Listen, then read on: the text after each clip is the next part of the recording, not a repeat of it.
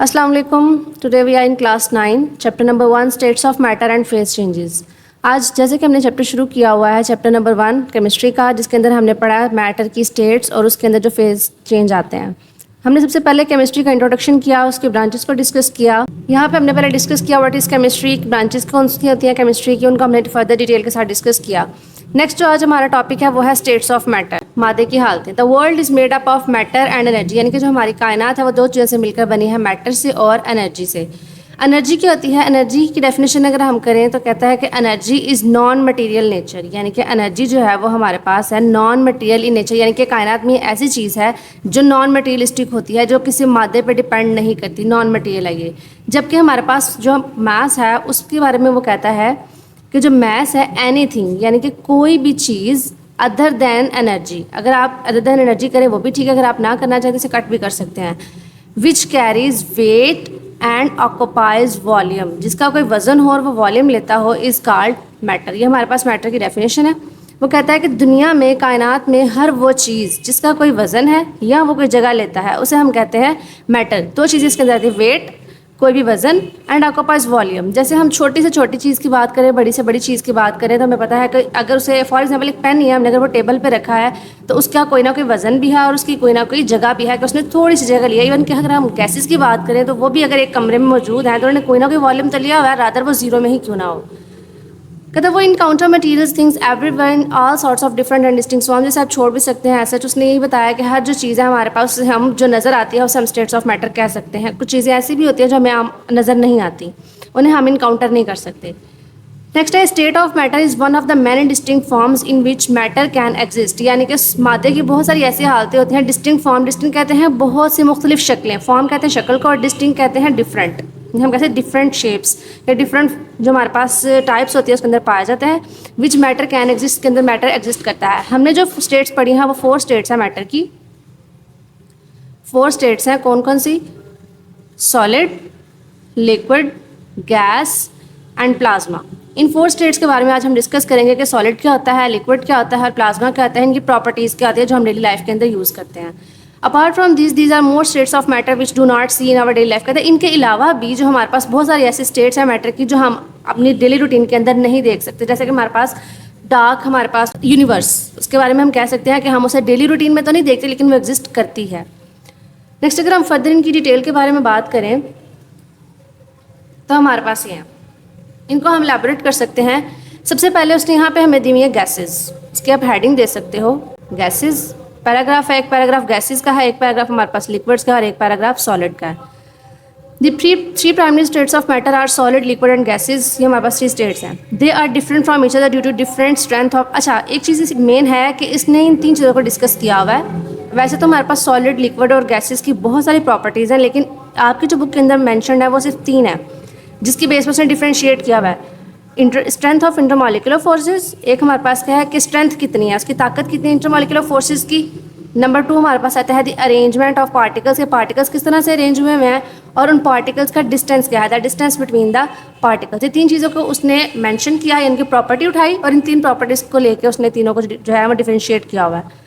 अब अगर हम एलैबोरेट करें गैसेस के बारे में, 3 चीज़ों को डिस्कस करना है उसने। हमारा गैसेस का पैराग्राफ है तो कहता है मॉलिक्यूल्स होते हैं गैसेस के अंदर are very widely apart, no order whatsoever and weak intermolecular forces, यानी कि एक ही लाइन में से 2 पॉइंट्स हमें दे दिए हैं कि मॉलिक्यूल्स के होते हैं वेरी वाइडली अपार्ट। एक चीज़ ये है वेरी वाइडली अपार्ट, यानी कि बहुत आपस में दूर दूर होते हैं, वाइडली बहुत खुला, अपार्ट दूर दूर, विद नो ऑर्डर किसी भी अरेंजमेंट के साथ नहीं। दूसरी चीज़ इसने बता दी कि कोई अरेंजमेंट नहीं होती, ठीक है। Whatsoever and very weak intermolecular force. जो तीसरी चीज़ भी उसने बता दी कि इनके अंदर जो इंटरमॉलिक्यूलर फोर्सेस होती हैं वो बहुत ज़्यादा स्ट्रॉन्ग होती है। अब इंटरमॉलिक्यूलर फोर्सेस क्या होंगी? फॉर एग्जांपल हमारे पास वाटर है, ठीक है। अब उसके अंदर बहुत सारे, ये एक मॉलिक्यूल है ना वाटर का, अगर हम ये कहते हैं कि हमारे पास वाटर है, ये एक मॉलिक्यूल है वाटर का, ये एक मॉलिक्यूल ले लिया। अब इसके अंदर हाइड्रोजन भी होगी और ऑक्सीजन भी होगी। लेकिन अगर मैं कहती हूँ कि एक से ज़्यादा मॉलिक्यूल्स ये पाए जाते हैं, ठीक है, ये बहुत सारे मॉलिक्यूल्स हैं। अब ये मॉलिक्यूल्स, इनकी ना तो कोई अरेंजमेंट है और एक दूसरे से दूर दूर, ये गैस है ना, गैस की प्रॉपर्टी होती है कि बहुत ज़्यादा दूर दूर होते हैं और जिस कंटेनर में ये डालते हैं वो उसकी सारी की सारी जगह ले लेते हैं। तो वो कहता है कि ये जो मॉलिक्यूल्स थे, पहली बात है फार अपार्ट हो गए, ठीक है। दूसरी इनका कोई अरेंजमेंट नहीं होती, नो ऑर्डर, और very weak intermolecular force. Intermolecular force का है यानी कि एक ये हमारे पास मॉलिक्यूल है और एक ये मॉलिक्यूल है।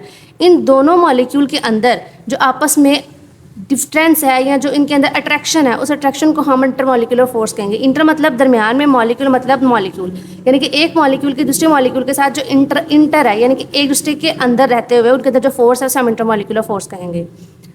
ऑल दीज फीचर्स कहता है मेक गैसेज ईजिली कंप्रेसिबल, इसकी वजह से गैसेज को हम बहुत ईजिली कंप्रेस कर सकते हैं। अच्छा, यहाँ पे एक क्वेश्चन आता है, ऑल दीज को अगर मैं क्वेश्चन करूँ ना तो इसकी जगह पे ये ऑल दीज, यहाँ पे क्वेश्चन आ सकता है व्हाट, अगर हम इसे यहाँ पे व्हाट लगा लेना तो what features make gases easily compressible, तो ये हमारे पास क्या हो गया क्वेश्चन, ये हमारा हो गया क्वेश्चन, और इसका आंसर हमारे पास ये है intermolecular forces.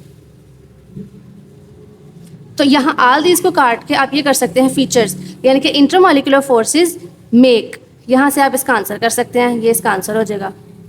Intermolecular forces make gases easily compressible, question आएगा ऑल दीज फीचर्स को काट के यहाँ पे क्वेश्चन आ सकता है what make gases easily compressible, यानी कि कौन सी ऐसी चीज़ है जो गैसेज को ज़्यादा कंप्रेसिबल आसानी से बना सकती है। तो हमने क्या कह दिया कि उसका आंसर है intermolecular forces make gases easily compressible, वो गैसेज को आसानी से कंप्रेस कर सकती है। कंप्रेस का मतलब क्या होता है, यानी कि दबा सकती हैं। अगर एक चीज़ हमारे पास बहुत ज़्यादा स्पेस है तो हम उसे प्रेस कर सकते हैं, यानी कंप्रेसिबल का मतलब होता है इस काबिल होकर उसे प्रेस किया जा सके।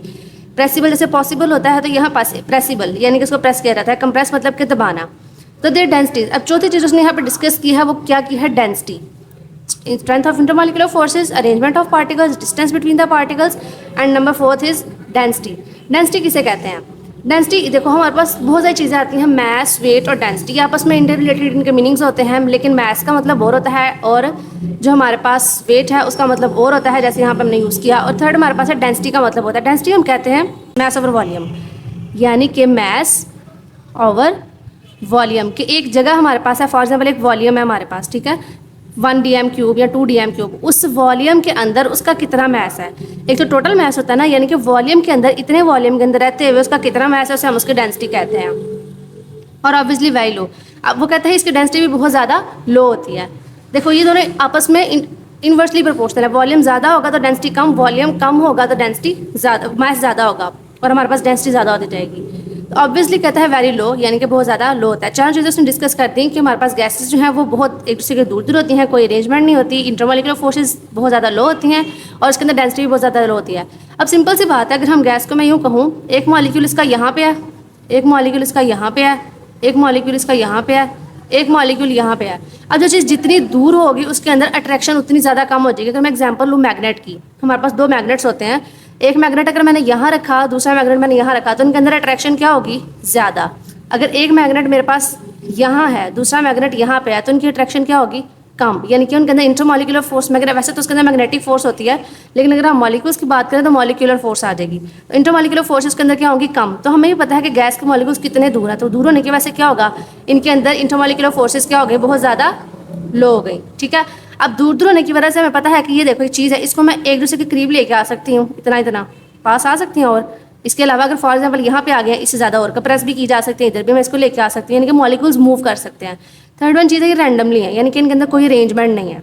ठीक, अब इनके तो कोई डेंसिटी भी नहीं होगी। तो हम एक चीज़ अगर देख लेते हैं कि हमें उसके अंदर स्पेस क्या है ज़्यादा, तो उसके ज़रिए से ही हम दूसरी प्रॉपर्टीज़ को एलैबोरेट कर सकते हैं कि अगर उनके अंदर अरेंजमेंट नहीं होगी तो मतलब वो दूर दूर होंगे, तो उनकी इंटरमॉलिक्यूलर फोर्सेस क्या हो जाएंगे, कम होंगे, और इंटरमॉलिक्यूलर फोर्सेस कम होने की वजह से उनका वॉल्यूम और मैस पे इफेक्ट होगा, वो होने की वजह से डेंसिटीज़ क्या हो जाएंगी, कम। सेकेंड पैराग्राफ हमारे पास है ये लिक्विड्स का, इसकी भी आप ऐसे हेडिंग बना सकते हैं, लिक्विड्स। ये हमारे पास लिक्विड्स है।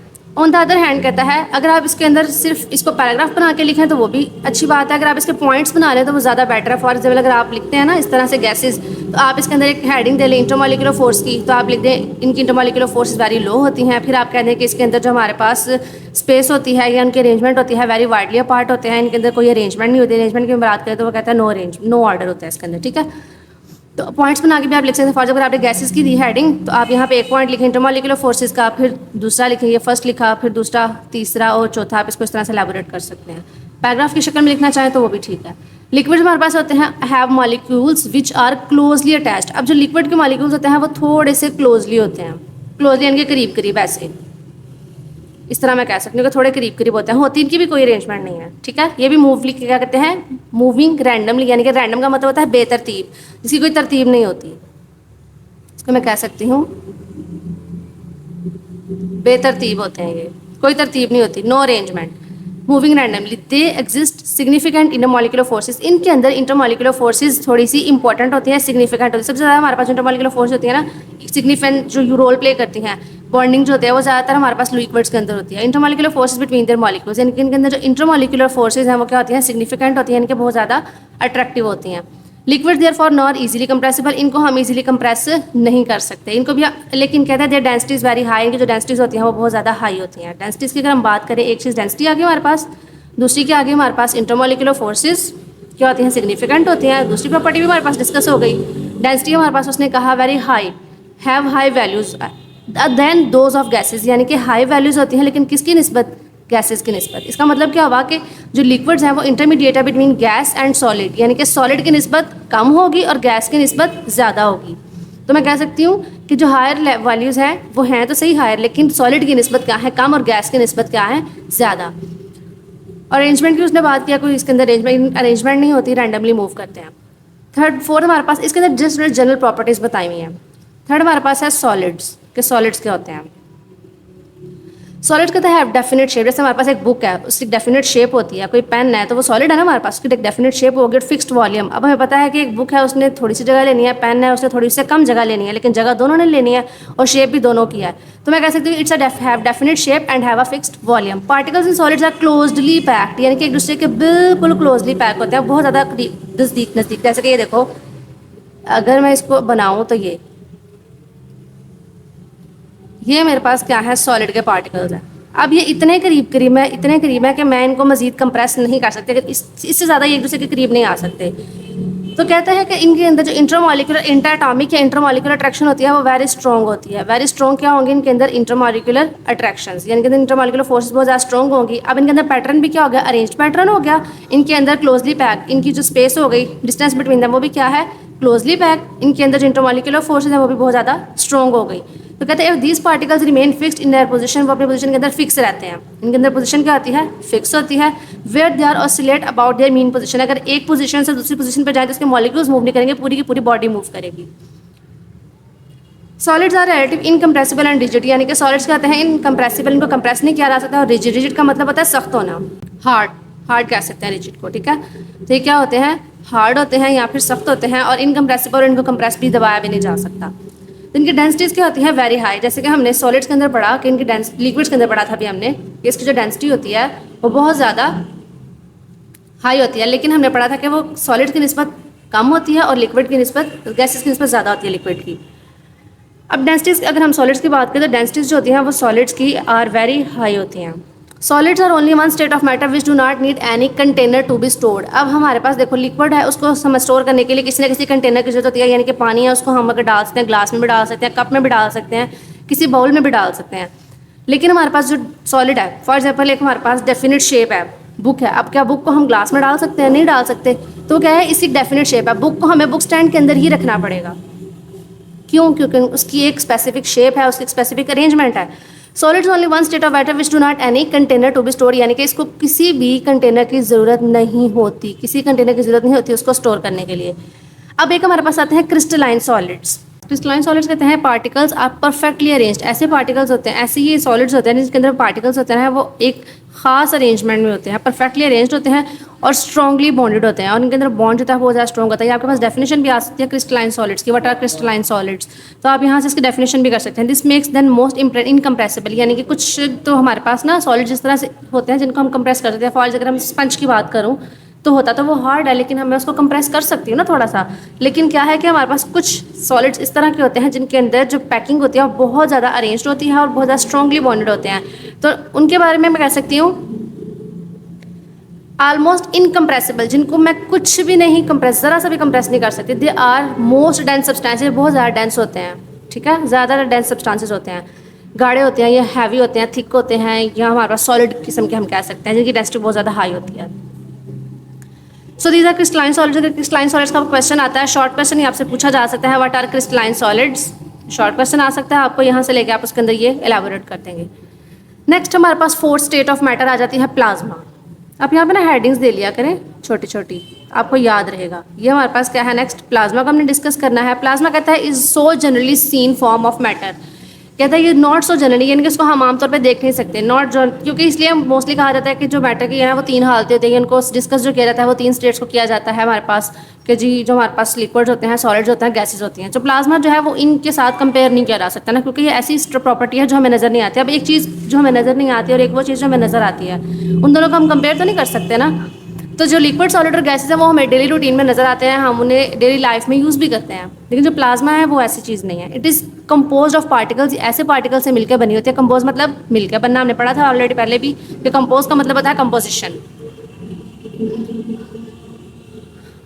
Of particles with high kinetic energy. Kinetic energy इनकी बहुत ज़्यादा हाई होती है। अब यहाँ पे पूछा जा सकता है काइनेटिक एनर्जी क्या होती है। तो काइनेटिक एनर्जी कहते हैं एक ऐसी तवानाई होती है जो एक मूवमेंट, एक मॉलिक्यूल जो होता है उसकी जो मूव करने से, उसके मोशन, उसकी हरकत करने से जो एनर्जी पैदा होती है ना, उसे हम काइनेटिक एनर्जी कहते हैं। जैसे हम एक जगह पे बैठे हुए हैं तो बैठे रहने से हम अपने टांग हिलाते हैं, बाजू हिलाते हैं, हम बोल रहे हैं, तो हमारी जो एनर्जी यूज़ हो रही है उसे हम काइनेटिक एनर्जी कहेंगे। तो इसी तरह एक मॉलिक्यूल जब एक कंटेनर के अंदर जब रहता है तो उसकी जो मूवमेंट होती है, मोशन होती है, उसे हम कहते हैं काइनेटिक एनर्जी। It exist. अब एग्जाम्पल है इसके, आप एग्जाम्पल में भी लिख सकते हो कि ये इसकी एग्जाम्पल है प्लाज्मा की। जैसे हमें सॉलिड के एग्जाम्पल का पता है, लिक्विड के एग्जाम्पल का पता है, गैस के एग्जाम्पल का पता है, तो इस तरह से हम प्लाज्मा के एग्जाम्पल भी कह सकते हैं। It exist in fluorescent tubes. जो हमारे पास ये ट्यूबलाइट्स होती हैं, उनके अंदर होती हैं लाइटिंग। जो हमारे पास लाइटिंग हम जो घरों में करते हैं, यहाँ पे जो हमारे पास बिजली की भी जो चमक होती है उसको भी हम लाइटनिंग ही कहते हैं। उसके अंदर वेल्डिंग आर्क्स, जो हमारे पास वेल्डिंग वगैरह जो पर्पसेस होते हैं उसके अंदर इस्तेमाल किया, जो वेल्डिंग करते हैं ना वो जो मशीन के ज़रिए से, उसके ज़रिए भी क्या किया जा सकता है। उसके अंदर जो इलेक्ट्रिक जो शेड्स होती हैं या जो उसके अंदर रेडिएशंस होती हैं वो सारा प्लाज्मा होता है। Plasma can be considered as the partially ionized gas containing electrons, ions and photons. जो हमारे पास प्लाज्मा है इसके अंदर partially ionized, यानी कि partially का मतलब होता है हाफ, यानी कि टोटली नहीं होते। partially का मतलब क्या है, हाफ। ionized का मतलब यानी कि एक चीज़ आयन के अंदर कन्वर्ट हो गई। ionized का मतलब क्या हुआ, मिसाल के तौर पे मेरे पास वाटर है ना, H2O ये है, ठीक है। तो इसको जब आयनाइज करते हैं तो ये जो आयंस के अंदर कन्वर्ट हो जाता है, यानी कि H पॉजिटिव आयंस और OH नेगेटिव, यानी कि जो हाइड्रोजन है वो पॉजिटिव आयंस के अंदर कन्वर्ट हो जाता है, और जो दूसरा हाइड्रोजन और ऑक्सीजन है वो OH नेगेटिव, यानी कि पॉजिटिव और नेगेटिव आयंस के अंदर कन्वर्ट हो जाते हैं। तो ये मॉलिक्यूल नहीं रहता, आयंस में कन्वर्ट हो जाता है। तो पार्शली आयनाइज्ड का मतलब क्या हुआ कि ये टोटल आयनाइज नहीं होते, ये हाफ आयनाइज्ड होते हैं। गैस कंटेनिंग इलेक्ट्रॉन्स, यानी कि ऐसे होते हैं जिनके अंदर गैस होती है, ठीक है। इलेक्ट्रॉन्स होते हैं, इलेक्ट्रॉन्स भी हो सकते हैं, आयंस भी हो सकते हैं, एंड फोटॉन्स भी हो सकते हैं। नेक्स्ट हमारे पास है, यानी कि हर पैराग्राफ के अंदर उसने अलग अलग चीज़ को डिस्कस किया हुआ है। नेक्स्ट हमारे पास है इंटरमीडिएट स्टेट्स, यानी कि मैटर की ऐसी स्टेट्स जो इंटरमीडिएट होती हैं। इंटरमीडिएट का मतलब क्या होता है, दरमियान में, यानी कि ना वो प्रॉपरली सॉलिड है, ना वो लिक्विड है, ना वो गैस है, ना वो प्लाज्मा है, वो इनके दरमियान की कोई हालतें हैं। वेयर लिक्विड मीट्स गैस, जहाँ पे लिक्विड क्या होता है, गैस की शक्ल में आना शुरू हो जाता है, गैस से मिलता है। यहाँ पे जो लिक्विड है मीट्स सॉलिड, वो सॉलिड से मिलता है, यानी कि सॉलिड और लिक्विड, यानी कि एक प्रॉपर्टी के अंदर, एक ही हालत के अंदर वो दोनों चीज़ें पाई जाती हैं, सॉलिड भी पाया जाता है और लिक्विड भी पाया जाता है। फॉर एग्जाम्पल उन फ्लूइड्स को हम क्या कहते हैं, सुपर क्रिटिकल फ्लूइड्स। ये आपके पास शॉर्ट क्वेश्चन आता आएगा, ये शॉर्ट क्वेश्चन है important. What are super critical fluids, तो आप कह सकते हैं मैटर, यहाँ पे इसकी डेफिनेशन है, matter exist in intermediate states where liquid meets gas and liquid meets solids. For example super critical fluids, यानी कि आप इसको वाइस वर्सा भी कर सकते हो। अगर आ जाए इंटरमीडिएट स्टेट्स तो आप सुपरस्टिशियल फ्लूइड्स की जो डेफिनेशन है, इसकी इंटरमीडिएट स्टेट की डेफिनेशन के अंदर आप सुपर क्रिटिकल फ्लूइड्स की डेफिनेशन लिख सकते हो, और सुपर क्रिटिकल के अंदर आप इंटरमीडिएट को एलाबोरेट कर सकते हो कि इंटरमीडिएट जो है स्टेट्स होती हैं, यानी कि दोनों आपस में वाइस वर्सा हो गए ना। जैसे कि अगर पूछा जाए कि व्हाट आर इंटरमीडिएट स्टेट्स, तो आप इसकी डेफिनेशन लिख सकते हो कि वो लिक्विड जो होता है वो मीट करता है गैस के साथ, यानी कि गैस से मिलता है, और लिक्विड जो है वो सॉलिड से भी मिल जाता है, यानी कि एक ही मैटर के अंदर दोनों हालतें पाई जाती हैं। तो वो हमारे पास क्या आ जाएगा, इंटरमीडिएट स्टेट्स। उसकी एग्जांपल में आपने लिख दिया सुपर क्रिटिकल फ्लूइड्स। अगर पूछा जाए what are super critical fluids, तो आप कह सकते हैं ये एक ऐसी चीज़ है जो इंटरमीडिएट मैटर की एक ऐसी हालत है जो इंटरमीडिएट होती है, जो कि लिक्विड गैस से मिलता है और लिक्विड जो है वो सॉलिड से भी मिलता है। इसकी दूसरी एग्जाम्पल हमारे पास लिक्विड क्रिस्टल्स हैं। लिक्विड क्रिस्टल्स क्या और ग्रेफीन क्या होते हैं, इन तीनों को हम वन बाय वन अब डिस्कस करेंगे। यहाँ से एग्जांपल अगर आप डेफिनेशन लिखना चाहें तो आप यहाँ से भी लिख सकते हैं। 3 हालतें इंटरमीडिएट स्टेट्स। नंबर 1, ये भी short question, liquid crystals is very important short question. Graphene भी बड़ा इंपॉर्टेंट हमारे पास शॉर्ट क्वेश्चन, तीनों शॉर्ट क्वेश्चन हैं। यानी कि इंटरमीडिएट स्टेट, जैसे उसने पहले बताया ना कि मैटर की 3-4 हालतें होती हैं, solid, liquid, gas and plasma. तो जो हमारे पास सॉलिड, लिक्विड, गैस है वो seen can be naked eye, but plasma है वो नॉट जो so generally form of matter, यानी कि सीन नहीं की जा सकती। तो उसने फिर कहा अब दूसरी जगह पे आते हैं हमारे पास इंटरमीडिएट स्टेट्स जो एग्जैक्टली डिफाइंड नहीं है, ठीक है। जो इंटरमीडिएट, यानी कि इसका मतलब क्या हुआ कि इनके अंदर लिक्विड की प्रॉपर्टी भी होंगी या सॉलिड की, यानी कि किसी भी 2 स्टेट्स की कंबाइंड प्रॉपर्टीज पाई जाएंगी इसके अंदर, या लिक्विड सॉलिड की या लिक्विड गैस की, इस तरह से। तो हमारे पास सबसे पहले आता है super critical fluids. Super critical fluids क्या होते हैं? Super critical fluids are highly compressed, बहुत ज़्यादा इनको हम कंप्रेस कर सकते हैं। States which show both properties of gases and liquids, के अंदर दो चीज़ें आती हैं, गैसेज और लिक्विड। इसकी एग्जांपल अगर मैं आपको दूँ तो हमारे पास जैसे हमारे पास एक वाटर है, उसके अंदर एक सॉल्वेंट्स होते हैं, ठीक है। तो हमारे पास वो कहता है कि chemical reactions which may not be carried out, यानी कि इसके अंदर कन्वेंशनल सॉल्वेंट्स, यानी कि केमिकल रिएक्शन होते हैं वो कन्वेंशनल सॉल्वेंट्स के अंदर नहीं लिए जाते। कन्वेंशनल सॉलिड्स कौन से होते हैं? What are conventional solids? Conventional solids वो होते हैं, कन्वेंशन जिसे कहते हैं हम करंट, यानी कि हमारे पास जो रोज डेली लाइफ में यूज किए जाते हैं। तो अगर मैं कहूँ जिनके अंदर से करंट पास कर सकते हैं, फॉर एग्जाम्पल हमारे पास वाटर है, ठीक है, पानी में से बिजली जाती है ना, अगर एक बंदे को करंट लगे और पानी लेके जाएंगे तो वो मर जाएगा। तो वो कहते हैं कन्वेंशनल सॉलिड्स जो हमारे पास डेली रूटीन में हम यूज़ करते हैं उनको भी हम कह सकते हैं, अगर मोस्टली जो हमारे पास रूटीन में यूज़ किए जाते हैं हम कन्वेंशनल सॉलिड्स कहते हैं। हमें पॉसिबली भी carried out on super critical carbon dioxide, यानी कि इसके अंदर हमारे पास जो सुपर क्रिटिकल थोड़ी सी अमाउंट में कार्बन डाइऑक्साइड भी पाई जाती है। तो गैस और लिक्विड दोनों एक फॉर्म में, अगर इसकी एग्जाम्पल भी आ सकते हैं। ये सारे हमारे पास क्या है? Super critical solids. अब नीचे देखिए उन्होंने इसके अंदर ये एग्जाम्पल जो है ना, एग्जाम्पल सॉलिड, लिक्विड और गैस की, ये these are solid, liquid and gases. इसको इसने डायग्रामेटिकली एलाबोरेट किया हुआ है। अगर मैं ये देखें हम, ये देखें इसके मॉलिक्यूल्स क्या है? पैक्ड है, इसके मॉलिक्यूल्स इरेगुलर अरेंजमेंट में है और इसके मॉलिक्यूल्स बहुत फार अपार्ट है। इनको हम फर्दर डिस्कस करेंगे। नेक्स्ट हमारे पास रहता है liquid crystals. What are liquid crystals? It is a very important short question. It is a state of matter whose properties are between those of the conventional liquids and those of crystalline solids. हमने पढ़ा है कि conventional solids कौन से होते हैं, conventional liquids कौन से होते हैं? ऐसे लिक्विड जो हम डेली रूटीन में यूज़ करते हैं, जैसे कि हमारे पास वाटर, अल्कोहल्स, ईथर्स वगैरह, ठीक है, सेपरेट जो हो जाते हैं। वो कहते हैं कन्वेंशनल, ये ऐसे लिक्विड्स हैं, ऐसे क्रिस्टल्स हैं जिनकी प्रॉपर्टीज़ कन्वेंशनल लिक्विड्स और क्रिस्टलाइन सॉलिड्स के दरमियान होती है। क्रिस्टलाइन सॉलिड्स हमें पता ना एक्सट्रीमली सॉलिड्स होते हैं, जिसके अंदर हमारे पास अरेंजमेंट बहुत ज़्यादा वेल अरेंज्ड पैटर्न में हम कह सकते हैं, वेल मैनर्ड होती है, ठीक है। उसके अंदर जो अरेंजमेंट्स होती हैं पार्टिकल्स की वो इनकम्प्रेसिबल होती है, उसको हम ज़्यादा कंप्रेस भी इनकम्प्रेसिबल, यानी कि इम्पॉसिबल टू कंप्रेस हम कह सकते हैं। तो वो कहता है कि जो लिक्विड क्रिस्टल्स होते हैं वो कन्वेंशनल, ना तो वो लिक्विड्स होते हैं ना वो सॉलिड्स, उनके दरमियान की कोई स्टेट होती है, ठीक है, between those of are properties. इनकी जो प्रॉपर्टीज होती है ना दोनों के दरमियान में होती है, बिटवीन में। Liquid crystals are used in display. अब इसकी एग्जांपल भी आ सकती है, या इसका यूज़ भी आप कह सकते हैं, इसकी एग्जांपल भी, दोनों कराएं तो आपने यही लिखना है, एग्जांपल भी और यूज़ भी। ये कहाँ पे इस्तेमाल किए जाते हैं, इसकी मिसाल क्या है, अगर हम इसको देखें तो हमें कहाँ पे नजर आएंगे? तो वो देखें डिस्प्ले इन कंप्यूटर मॉनिटर्स। जो हमारे पास कंप्यूटर की स्क्रीन्स होती हैं वो सॉलिड्स हैं, लेकिन इनके अंदर वाटर पार्टिकल्स भी होते हैं, ठीक है, यानी कि इनकी जो प्रॉपर्टीज़ होती हैं वो दोनों के दरमियान पाई जाती हैं। क्लॉक्स वगैरह जो होते हैं हमारे पास, वॉचेस, घड़ियाँ, ठीक है, नेविगेशन जो सिस्टम्स होते हैं हमारे पास, जिसे हम GPS कहते हैं, तो ये सारे इसकी एग्जांपल्स हैं। नेक्स्ट हमारे पास आता है ग्रेफीन। अब पहले हमने पढ़ा था ना सुपर क्रिटिकल सॉलिड्स, देन हमने पढ़े लिक्विड क्रिस्टल्स, देन अब हमारे पास आ गया ग्रेफीन। ग्रेफीन क्या है? ग्रेफीन आदि 2 डायमेंशनल क्रिस्टल्स। आपने पढ़ा है ना कि 1 डायमेंशन, 2 डायमेंशन, 3 डायमेंशन, जैसे XYZ हमारे पास होते हैं। तो इस तरह से 2 डायमेंशनल क्रिस्टल्स होते हैं जिसकी इमेज कौन सी होती है? 2 डायमेंशनल होती है।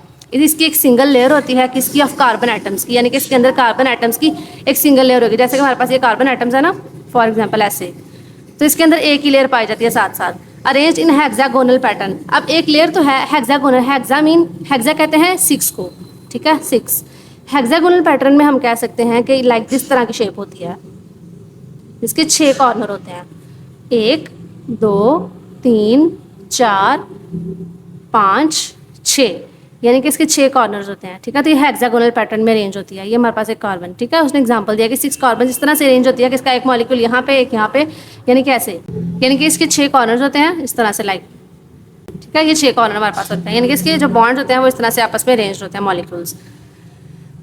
अब वो कहता है ग्रेफीन इज अ टफ, ये हार्ड होता है, फ्लेक्सिबल होता है, यानी इसको हम फ्लेक्सिबल कहते हैं ना, वो जो चीज़ होती है जैसे रबड़ हमारे पास होता है, थोड़ा सा उसके अंदर लचक होती है, ठीक है, उसे हम कह सकते हैं। Light material with high resistance, यानी कि रेजिस्टेंस क्या होती है? बहुत ज़्यादा होती है, करंट या वगैरह हम कह सकते हैं, इसके अंदर चीज़ों को अपोज करने की जो प्रॉपर्टी होती है, ये हमारे पास होगा ग्रेफीन। नेक्स्ट हमारे पास आता है, this is very important short question, exotic states of matters कौन सी होती हैं? What are exotic states of matter?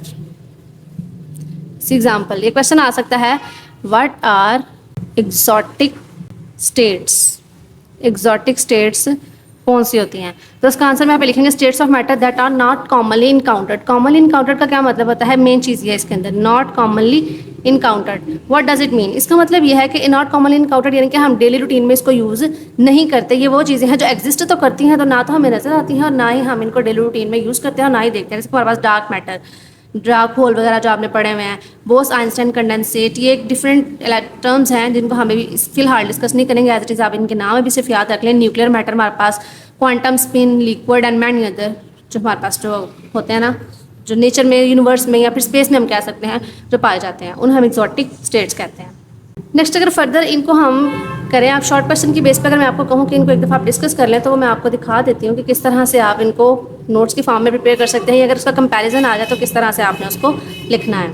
हम कंपैरिजन करेंगे स्टेट्स ऑफ मैटर का एग्जांपल्स के साथ। सबसे पहले उनके प्रॉपर्टी की किस खासियत पे हम उनका डिफरेंस कर रहे हैं, किसका, सॉलिड का, लिक्विड का और गैस का। ये आपने पैराग्राफ में तो पढ़ लिया, लेकिन इसको याद रखना मुश्किल है, तो इसको याद रखने का आसान जो तरीका है वो हम पैराग्राफ की फॉर्म में करेंगे। किस तरह आप कंपैरिजन करेंगे तो आपको याद रहेंगी। अब एक एक पॉइंट है ना, उसको अगर आप डिस्कस कर लेंगे ना, एक एक पॉइंट को याद कर लेंगे, तो आपको क्या होगा, एक एक पॉइंट को याद करने से आप उसकी पूरी की पूरी स्टेटमेंट बना सकते हैं। तो हमने इधर जो 4 पॉइंट्स होने को डिस्कस किया, जो आपकी बुक के अंदर एलैबोरेट है। अरेंजमेंट किस तरह से होती है, उनका डिस्टेंस कैसा होता है, उनके इंटरमॉलिक्यूलर फोर्सेस कैसी होती है, डेंसिटी, और फिर उनकी एग्जांपल। सिंपल सी इनकी समरी होगी छोटी सी। तो उसने सॉलिड्स क्या कहा है, solids are tightly packed in regular pattern, यानी कि टाइटली पैक होते हैं, रेगुलर उनका पैटर्न होता है, अरेंजमेंट होती है, फिक्स पैटर्न होता है। ये हमने पढ़ा है, यानी कि फिक्स होते हैं आपस में। जैसे हमने पढ़ा था ना, ये देखें बहुत ज़्यादा आपस में पैक्ड हुए होते हैं। इस तरह की इनकी अरेंजमेंट होती है, रेगुलर अरेंजमेंट होती है, यानी कि अगर वो स्क्वायर में है या सॉलिड में है या हमारे पास वो सर्कल की फॉर्म में किसी तरह से भी है, तो उनकी एक स्पेसिफिक अरेंजमेंट होगी। Closely packed with irregular arrangement, यानी कि क्लोजली पैक्ड होते हैं। जैसे कि हमारे पास फॉर एग्जांपल ये कंटेनर है, क्लोज है, पैक भी है, लेकिन क्या है, इरेगुलर पैटर्न के अंदर, जैसे वाटर होता है हमारे पास। और पार्टिकल्स गैस के क्या होते हैं, मूव फ्रीली, यानी कि आज़ाद घूमते हैं आवारों की तरह, very far apart and disorder. ये देखें लाइक इस तरह से, कोई अरेंजमेंट नहीं, कोई कुछ नहीं, और ये जिस कंटेनर में डालेंगे उसकी सारी की सारी जगह ले लेंगे, ज़रा से भी जगह नहीं छोड़ते। फिर डिस्टेंस की बात करें तो हमें इसके अगर हम एक पिक्चर माइंड में रख लेना, तो ये देखो हमारे पास ये डायग्राम, ये एक डायग्राम और एक ये डायग्राम, ये सॉलिड लिक्विड गैस की। तो हम इसको अगर जहन में रख लेना तो हमारे लिए डिफरेंस शेड करना बहुत ज़्यादा आसान हो जाएगा। डिस्टेंस इसके अंदर बहुत ज़्यादा स्मॉल डिस्टेंस है, हम कह सकते हैं कि ना होने के बराबर है। इसके अंदर क्या है, एवरेज, स्मॉल या मॉडरेट, यानी कि थोड़ा सा होता है जो वो डिस्टेंस होता है, और इसके अंदर तो डिस्टेंस बहुत ज़्यादा होता है। इंटरमॉलिक्यूलर फोर्सेस की बात करें तो अगर डिस्टेंस कम होगा तो फोर्सेस ज़्यादा होंगे, डिस्टेंस ज़्यादा होगा तो हमारे पास फोर्सेस क्या हो जाएंगी, कम। यानी कि अगर हमारे पास डिस्टेंस, अगर ये दोनों आपस में ना इन्वर्सली प्रोपोर्शनल है, डिस्टेंस ज़्यादा तो इंटरमॉलिक्यूलर फोर्सेस कम, अगर इंटरमॉलिक्यूलर फोर्सेस ज़्यादा तो डिस्टेंस क्या हो जाएगा, कम। यानी कि डिस्टेंस ज़्यादा होगा तो हमारे पास इंटरमॉलिक्यूलर फोर्सेस क्या हो जाएंगी, कम हो जाएंगी। तो मैं कह सकती हूँ, देखो यहाँ पे डिस्टेंस ना होने के बराबर था, तो यहाँ पे जो हमारे पास इंटरमॉलिक्यूलर फोर्स है वो बहुत ज़्यादा स्ट्रॉन्ग है। यहाँ पे डिस्टेंस क्या है, बहुत मॉडरेट सा है, ना बहुत ज़्यादा ना बहुत ज़्यादा कम, तो यहाँ पे क्या है, मॉडरेट। हम कह सकते हैं इंटरमॉलिक्यूलर फोर्सेस। और जहाँ पे डिस्टेंस बहुत ज़्यादा है तो हमारे पास जो इंटरमॉलिक्यूलर फोर्सेस होंगे वो बहुत ज़्यादा वीक होंगी, वीक इंटरमॉलिक्यूलर फोर्सेस होंगी। डेंसिटी की बात करें तो यहाँ पे इसकी डेफिनेशन है, ये आप इसको डेफिनेशन भी इलैबोरेट कर सकते हैं कि डेंसिटी की हमारे पास डेफिनेशन है क्या, how much mass is packed in a given volume. For example अगर हमारे पास 1 dm³ वॉल्यूम है, ये हमारे पास वॉल्यूम है, तो मैं कहती हूँ इस वॉल्यूम के अंदर इसका कितना मैस आ रहा है, तो उसको हम कहेंगे उसकी डेंसिटी। एक तो सिंपल मैस है ना कि टोटल बॉडी का मैस होता है, नहीं, लेकिन अगर हम उसको वॉल्यूम से कंपेयर करें कि इतने वॉल्यूम के अंदर उसका इतना मैस है, तो उसे हम क्या कहेंगे, डेंसिटी। तो अब जो हमारे पास सॉलिड है उनकी डेंसिटी बहुत ज़्यादा हाई होती है, और लिक्विड की बहुत ज़्यादा मॉडरेट, और गैस की बहुत ज़्यादा। अगर आप इसको अरेंज कर लेना, सॉलिड, लिक्विड और गैस को एक पैटर्न में अपने माइंड में और इमेज बना लें, तो हर चीज़ जो है ये एक चीज़ देखे रिदम में आ रही है।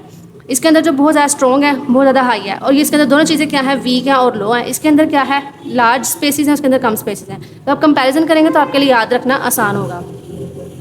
एग्जाम्पल की बात करें तो हमारे पास आइस है, आइस की डेफिनेट शेप भी होती है, डेफिनेट वॉल्यूम भी होता है हमारे पास। ऐसे ही है आयरन बार, यानी कि लोहे का जो एक पीस है हमारे पास, लाइक इस तरह से, ठीक है। वुडन ब्लॉक है हमारे पास, ठीक है, इनकी भी देखें एक रेगुलर शेप है, अरेंजमेंट है। अब हमारे पास वाटर, मिल्क और कुकिंग ऑयल, अब ये क्या है, ये ऐसे लिक्विड्स हैं हमारे पास। लिक्विड की प्रॉपर्टी होती है, वो मैं कह सकती हूँ, they contain the shape of the container, वो जिस कंटेनर में डालें उसकी शक्ल लेता है। अगर हम उसे ग्लास में डालेंगे तो वो ग्लास की शक्ल ले लेगा, अगर मैं उसको किसी बाउल में डालूंगी तो वो बाउल की शक्ल, देखो फॉर एग्जाम्पल ग्लास है तो ग्लास में हम पानी को डाल रहे हैं तो ग्लास की शक्ल ले लेगा, अगर मैं उसे कप में डाल रही तो कप की शक्ल ले लेगा, अगर मैं उसको किसी बाउल में डाल रही तो बाउल की शक्ल ले लेगा, अगर मैं उसे कैन में डाल रही तो वो कैन की शक्ल ले लेगा।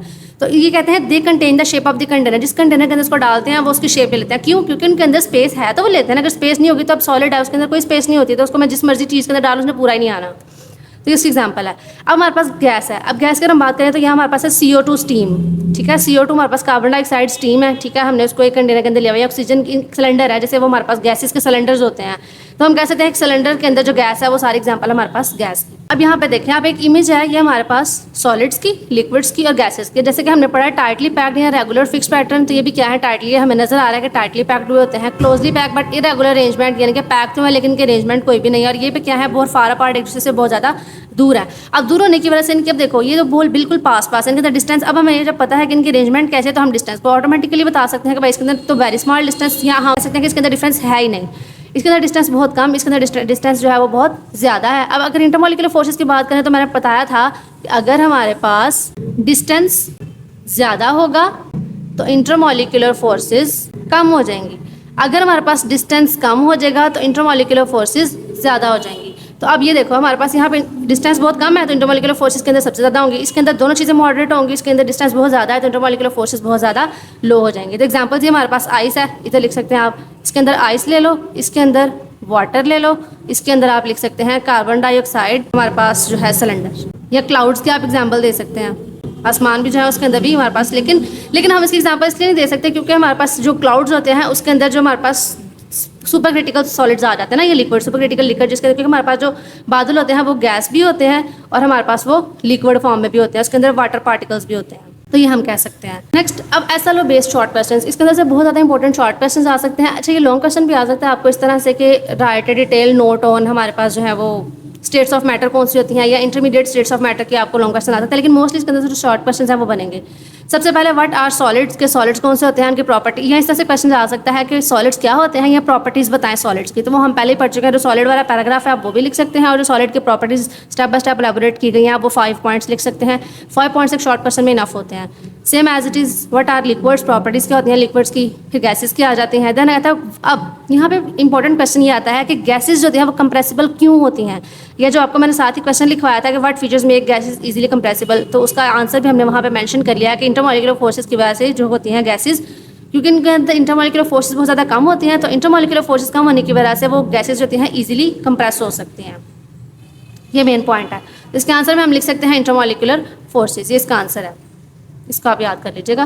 Next, comparison between two of each. अब ये शॉर्ट क्वेश्चन इस तरह से आ सकता है कि कंपैरिजन करें सॉलिड का और लिक्विड का, कंपैरिजन करें लिक्विड और गैस का, या आप डिफरेंशिएट बिटवीन करें सॉलिड और गैसेस का, यानी कि डिफरेंशिएट मुख्तलिफ किस्म से इन तीनों का ना आपस में ईच अदर से कंपैरिजन दे सकते हैं क्वेश्चंस में। फिर आ जाता है डिफाइन प्लाज्मा एग्जाम्पल, जैसे कि हमने वो पूरा पैराग्राफ प्लाज्मा का पढ़ा कि प्लाज्मा क्या होता है, 4 स्टेट ऑफ मैटर है, ये आप लिख सकते हैं। प्लाज्मा जो है वो नॉन हमारे पास सीन फॉर्म है, जिसे हम इनकाउंटर नहीं करते डेली लाइफ के अंदर, और हमारे पास वो किस किस शक्ल में पाया जाता है। सुपर क्रिटिकल फ्लूइड्स, जिसके अंदर 2 स्टेट्स आती हैं हमारे पास, कौन कौन सी, छोटी सी अगर हम इसकी समरी ले रहे हैं तो सुपर क्रिटिकल फ्लूइड्स होते हैं हमारे पास जो लिक्विड और गैस दोनों की इंटरमीडिएट प्रॉपर्टी के अंदर पाए जाते हैं, वो भी हमने पढ़ा। फिर introduction conventional solvents. Conventional solvents मैंने आपको बताया कि वो होते हैं जो डेली लाइफ में यूज़ किए जाते हैं। फॉर एग्जाम्पल हमारे पास के आगे वाटर, क्रिस्टलाइन सॉलिड्स हमारे पास जो होते हैं वो भी डेफिनेशन हमने उनकी पढ़ी। क्रिस्टलाइन सॉलिड्स वो होते हैं, डेफिनेशन हमने एलैबोरेट किया ना, कि बहुत ज़्यादा स्ट्रॉन्ग होते हैं, इनके अंदर पैटर्न बहुत ज़्यादा फिक्स्ड होता है और इनकम्प्रेसिबल होता है, इनकी डेंसिटीज बहुत ज़्यादा हाई होती है। तो इन तरह का कंपैरिजन और डेफिनेशंस भी आ सकती हैं। काइनेटिक एनर्जी क्या होती है, ऐसी एनर्जी जो मोशन पे डिपेंड करती है, यानी कि मोशन ऑफ मॉलिक्यूल, किसी भी मॉलिक्यूल के जो मोशन के लिए हमें एनर्जी रिक्वायर्ड होती है वो उसको हम क्या कहते हैं, उसकी काइनेटिक एनर्जी कहते हैं। इंटरमीडिएट स्टेट्स ऑफ मैटर हमने 3 पढ़ी हैं, कौन कौन सी, लिक्विड क्रिस्टल्स, ग्रेफीन और हमारे पास सुपर क्रिटिकल, ये जो हमारे पास फ्लूइड्स हैं ये हमने यहाँ पे मेंशन किए हैं। ये 3 हमारे पास जो है वो स्टेट्स ऑफ मैटर है। नेक्स्ट हमारे पास exotic matter with example. Exotic matter कौन से होते हैं वो भी हमने पढ़े हैं, कि जो हमारे पास डार्क मैटर वगैरह आ जाते हैं वो सारे एक्सोटिक मैटर उसके एग्जाम्पल्स हैं। तो ये था हमारा आज का टॉपिक। इसमें से SLO based short questions, important short questions जो थे वो मैंने आपको एलैबोरेट कर दिए लाइन बाय लाइन, और उसका कंपैरिजन भी। Hope so you understand. अल्लाह हाफ़िज़।